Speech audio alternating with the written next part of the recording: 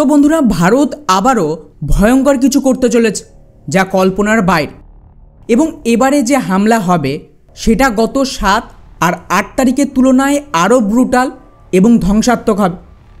কেননা আপনারা যদি প্রধানমন্ত্রী মোদির রাত 8টার ভাষণটা খুব ভালোভাবে দেখে থাকেন, ওখানে উনি কিন্তু শেষে ক্লিয়ারলি একটা কথা বলেছেন যে অপারেশন সিঁদুর এখনও শেষ হয়নি, আমরা কেবলমাত্র এটাকে পজ করেছি, সময় মতন আবার অ্যাকশান হবে।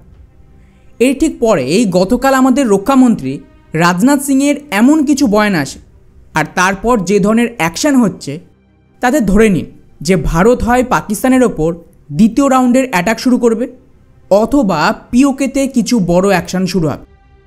কারণ আমাদের রক্ষামন্ত্রী রাজনাথ সিং বায়ুসেনার এয়ারবেস থেকে হুঁশিয়ারি দেয় যে অপারেশন সিঁদুর এখনও শেষ হয়নি, আমরা যেটা করেছি সেটা তো কেবলমাত্র ট্রেলার ছিল, অ্যাকচুয়াল সিনেমা এখনও বাকি আছে।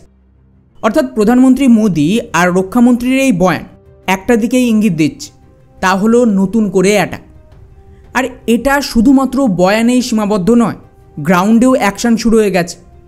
এই খবরটা দেখুন, গতকাল অপারেশন সিঁদুরের আন্ডারে ভারত সরকার 3 সেনাকে বিরাট বড় একটা এমার্জেন্সি ফান্ড অ্যালোকেট করেছে এবং ফুল পারমিশন দিয়েছে যাতে সেনা নিজেদের হাতিয়ারের স্টক যত তাড়াতাড়ি সম্ভব পূরণ করতে পারে। এবং এর জন্য ভারত সরকারের কাছ থেকে কোনো অ্যাডিশনাল পারমিশনও লাগবে না। আর বন্ধুরা, এখানে সবচেয়ে বেস্ট পার্ট কি জানেন? এখানে কিন্তু 2-4 কোটি টাকা দেওয়া হয়নি, পুরো 40,000 কোটি টাকার বেশি এমার্জেন্সি ফান্ড দেওয়া হয়েছে, যেটা প্রায় $4.6 বিলিয়ন কাছাকাছি, যা হিউজ। ডিফেন্স বাজেটের বাইরে যদি এত বড় অ্যামাউন্ট দেওয়া হয় তার মানে দাঁড়াচ্ছে পরিস্থিতি সিরিয়াস।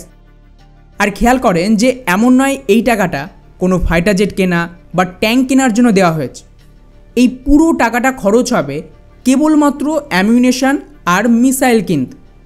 অর্থাৎ যুদ্ধকালীন সময়ের জন্য আর্টিলারি শেল থেকে শুরু করে এয়ার ডিফেন্সের অতিরিক্ত মিসাইল, হামলার জন্য যুদ্ধজাহাজ বা ফাইটার জেটের যে অ্যাডিশনাল মিসাইল দরকার, এবং তার সাথেই কামিকাজি অ্যাটাক ড্রোন যেগুলো পাকিস্তানের ওপর ফায়ার করা হয়েছিল হামলার জন্য, এই সব কিছু কেনা। আর এর জন্য কিন্তু টাইম লিমিটও দেওয়া হয়েছে, এমন নয় যে এই টাকাটা দেওয়া হলো 2 বছর 3 বছর বা 5 বছর পরে গিয়ে কিনবে, সবটাই আগামী কয়েক দিনের মধ্যে করতে হবে। মেজরিটি হাতিয়ার তো অ্যাকচুয়ালি দেশীয় কোম্পানি তৈরি করছে, কারণ আমাদের যতগুলো এয়ার ডিফেন্স সিস্টেম রয়েছে S-400 বাদে তার সমস্ত মিসাইল দেশীয় কোম্পানি তৈরি করে, কারণ বেশিরভাগ এয়ার ডিফেন্স স্বদেশ। এছাড়াও বেশিরভাগ কামিকাজি ড্রোন আর অ্যাটাক ড্রোনও দেশীয় কোম্পানি তৈরি করছে, যেমন ধরুন নাগাস্ত্র। আর অ্যামিউনেশনের কথা বললে তো এটা জানেন, আমরা আমেরিকা, ন্যাটো দেশ, এমনকি ইউক্রেনকেও এগুলো সাপ্লাই করি। তো এর প্রোডাকশনের ক্ষমতা তো অন্য কোনো দেশ ম্যাচই করতে পারবে না। ফলে এই পুরো বাজেটের বেশিরভাগটাই দেশীয় কোম্পানি পাবে।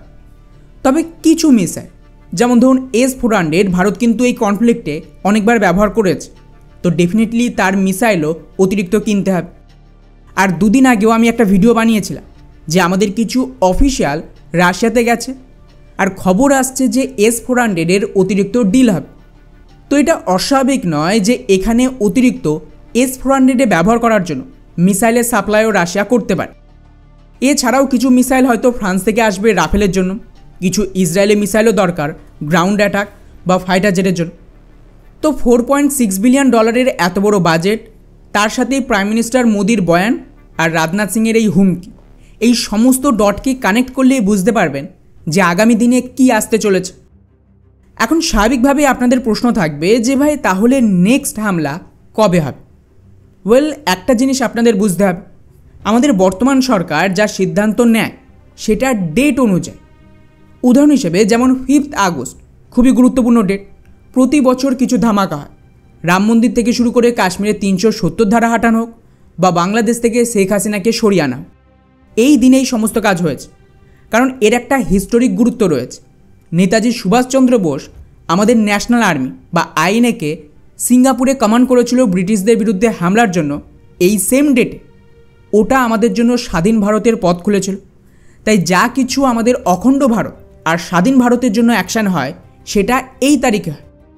সেমভাবে ওদিকে পাকিস্তানের ওপর আমাদের 2019-এ বালাকোট এয়ার স্ট্রাইকও করা হয়েছিল 26শে ফেব্রুয়ারি রাত 11টা, যেটা বীর সাভারকারের এক্স্যাক্টলি মৃত্যুর সময় ছিল।